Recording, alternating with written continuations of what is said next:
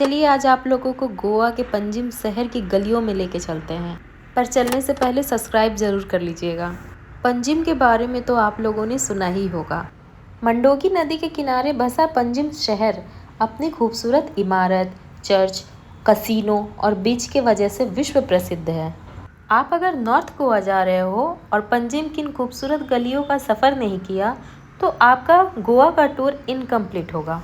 पंजिम के फॉन्टेनियंस के ये क्वार्टर्स जो एक अलग ही वातावरण बनाते हैं, और ये सच में अगर आप देखें तो यही इसके आकर्षण का सबसे बड़ा कारण है। ये कलरफुल एक जैसे क्वार्टर्स देखने को आपको एकमात्र यहीं मिलेंगे। इसके साथ साथ यहाँ जो प्रसिद्ध है वो है यहाँ का ये फेमस चर्च। यहाँ का अगुआड़ा लाइट हाउस जो कि एशिया का सबसे बड़ा लाइट हाउस है। मंडोगी नदी के बीच में स्थित 5 मंजिलों का वो बड़ा सा डेल्टन रॉयल कसीनो जो कि इंडिया का सबसे बड़ा कसीनो है। आप जब भी पंजिम आए तो कोशिश करें कि यहाँ एक दिन का स्टे जरूर लें, क्योंकि पंजिम को अगर आपको अच्छे से एक्सप्लोर करना है तो एक दिन आपके लिए कम पड़ सकता है। यहाँ की क्रूज एंड कसिनोज, यहाँ के बीच और यहाँ का ये आकर्षक नज़ारा जो आपको मजबूर कर देगा कि आपको पंजिम में एक दिन रुकना ही पड़ेगा। इसके साथ साथ अगर आप सी फूड लवर हैं तब तो आपके लिए ये बहुत बेहतरीन होने वाला है, क्योंकि यहाँ ऐसी लोकल मार्केट है जहाँ आपको बिल्कुल सस्ते में सी फूड्स मिलेंगे। आप उसे ले जाकर अपने होटल में बना के एंजॉय कर सकते हैं।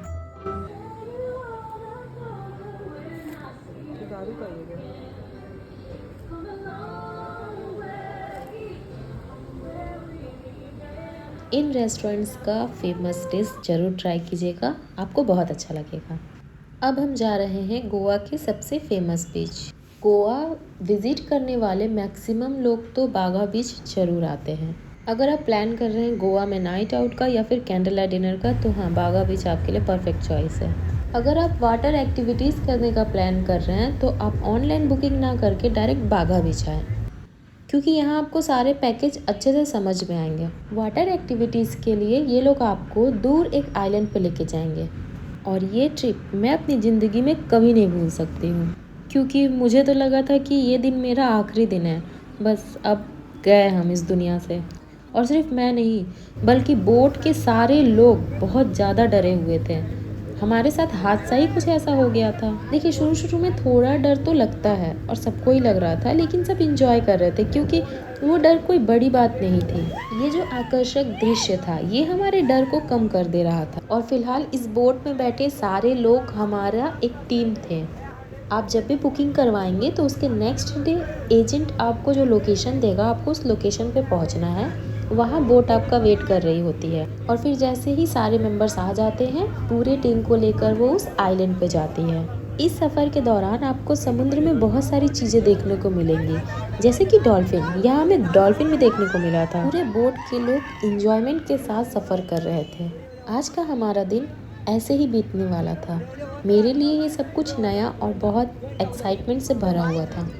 पर अगर सोचिए आपके साथ मूवी के जैसा कोई हादसा हो जाए तो कैसा लगेगा। बोट के सारे मेंबर की उत्साह अगर उदासी में बदल जाए तो कैसा लगेगा। और ऐसा ही कुछ हमारे साथ हुआ था। आप लोगों को पता है, ये स्टोरी मैं अभी आप लोगों को बता रही हूँ तो वो दृश्य मुझे याद आ रहा है, और फिर से डर के वजह से मेरे रोंगटे खड़े हो जा रहे हैं। जब हम लोग सुबह सुबह निकले थे तो वेदर बिल्कुल नॉर्मल था, पर जब हम सफ़र कर रहे थे और हमारी बोट आइलैंड की ओर बढ़ रही थी तो थोड़ा थोड़ा वेदर ख़राब हो रहा था। ठीक ठाक हम अपने आइलैंड पे पहुंच तो गए।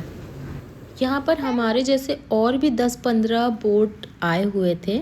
जो भी लोग बुकिंग कराते हैं उन सबको वाटर एक्टिविटीज़ के लिए ऐसे ही किसी आइलैंड में बीच एरिया से थोड़ा दूर में लेके आया जाता है, और जितने भी राइड्स का पैकेज आपने लिया है वो सारे राइड्स यहीं पे कराए जाते हैं। बोट से उतरते ही सबको अलर्ट कर दिया जाता है कि सभी लोग अपनी टीम में रहेंगे।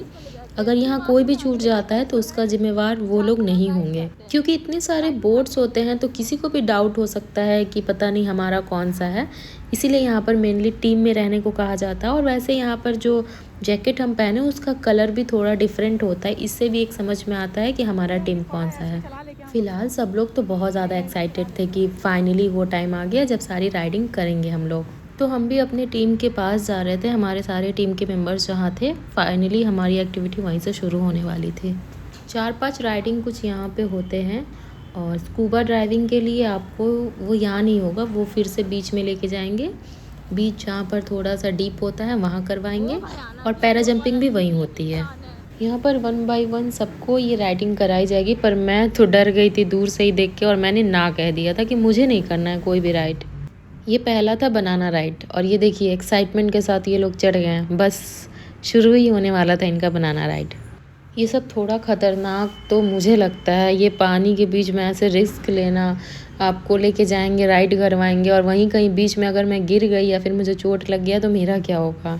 पर जो बंदा ये राइड करवाते हैं उन लोगों का तो एक अलग ही क्या बोले एक्सपीरियंस होता है। मतलब इतने एक्सपीरियंस्ड होते हैं कि उनको डर ही नहीं लगता किसी चीज़ से। वो एकदम नॉर्मली देखिए हाथ पे हाथ रख के बैठे हुए हैं, उनका जब टाइमिंग होगा वो शुरू कर देंगे। तो उन लोगों का ये एक तरह का प्रैक्टिस हो जाता है। ये लोग यहाँ रेडी होके वेट करते हैं कि सामने वाला स्पेस जो है वो खाली हो जाए, क्योंकि और जो पहली टीम गई थी वो सेफली एटलीस्ट वापस आ जाए, वरना वहाँ लड़ने का एक खतरा होता है। तो उसी को ध्यान में रख के ये लोग वेट कर रहे हैं कि जब वो टीम आएगी फिर ये टीम राइड के लिए जाएगी। इनके पहले वाली टीम आ गई है, बस ये लोग अब रेडी हैं जाने के लिए। और ये जो भैया राइड करवा रहे हैं वो भी अपना एक उड़ान भरने के लिए तैयार हैं। इन लोगों में तो बहुत अलग ही लेवल का एक्साइटमेंट है, पर मुझे तो डर लग रहा है भाई। मैं तो दूर से इंजॉय कर रही थी, पता नहीं क्यों, पर मुझे पानी से बहुत ज़्यादा डर लगता है। कोई नहीं, फ़िलहाल के लिए मैं कैमरा वूमेन बन गई थी और शूट कर रही थी। ये देखिए, ये फ़िलहाल चले गए बनाना राइड के लिए। भाई मुझे तो यहीं डर लगता है, कहीं इनका ये बनाना बोट उस बोट में जाकर टकरा गया और लड़ गया, सारे लोग गिर गए तो क्या होगा। मरेंगे तो नहीं मुझे भी पता है, क्योंकि यहाँ बहुत ज़्यादा डीप नहीं है। ये तो फेंक दिया ला के इन लोगों को। पर मुझे तो इस पानी में गिरने से भी डर लगता है। और ये है समुद्र, बाप रे कहाँ खींच के लेके चली जाएगी, क्या ही भरोसा। तो मैं थोड़ा बच के रहती हूँ। फिलहाल ये लोग एंजॉय कर रहे थे, अब आ रही थी इनके दूसरे राइड की बारी। हमारे पैकेज में टोटल 6 राइड्स थे, जिसमें से एक बनाना राइड था। अगला है बम्पर राइड्स, इसके बाद जेट स्टिक राइड है, पैरासेलिंग है, स्पीड बोट राइड है और स्कूबा ड्राइविंग है। ये अगला बम्पर राइड के लिए जा रहे हैं, और बम्पर राइड में भी 2 पार्टनर्स बैठ सकते हैं, लेकिन फ़िलहाल यहाँ मेरे पतिदेव अकेले ही बैठे हैं, मैं तो नहीं गई। मुझे सच में डर लगता है, तो वो फ़िलहाल बम्पर राइड में अकेले ही गए हैं। पर इसमें कुछ ज़्यादा खतरनाक नहीं था, ये मुझे उतना मतलब देख के नहीं लग रहा था कि डर लगा होगा। और वो आके कह भी रहे थे कि नहीं ये उतना ज़्यादा खतरनाक नहीं था, बस ऐसे ही लग रहा था कि पानी में स्विंग कर रहे हैं। इससे ज़्यादा डरावना और इंटरेस्टिंग भी अगर बोले तो बनाना राइड ज़्यादा बेटर था। ये राइड कुछ खास पसंद नहीं आया उन लोगों को। अब जो थर्ड राइड था वो था जेट स्टिक राइड, और वो सिंगल सिंगल करना था। बाप रे ये खतरनाक था।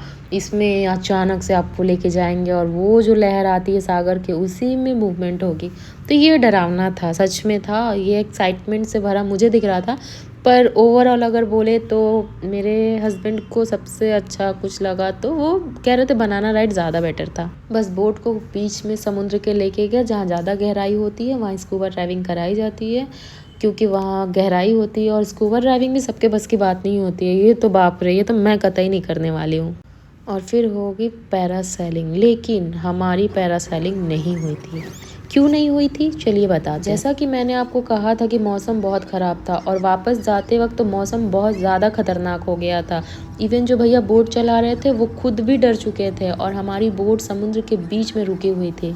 सिर्फ हम ही नहीं बल्कि और 2-3 बोट्स आपको यहाँ पे दिखेंगे, और दूर से तो देख के लग रहा था कि वो बोट्स जैसे पानी में डूब ही चुके हैं। हम भी बहुत ज़्यादा डरे थे, हमें लग रहा था कि मेरी लाइफ यहाँ पे ख़त्म हो चुकी है। सब लोग भगवान को याद कर रहे थे, और वो मंजर इतना खतरनाक है कि सोच के ही डर लगता है। उसकी रिकॉर्डिंग हम नहीं कर पाए क्योंकि उस वक्त कोई भी फ़ोन चलाने की हालत में नहीं था, पर सेफली फिर लास्ट में अपने घर पहुँच गया। ऐसे ही हमारे जर्नी का हिस्सा बनने के लिए हमें सब्सक्राइब करें।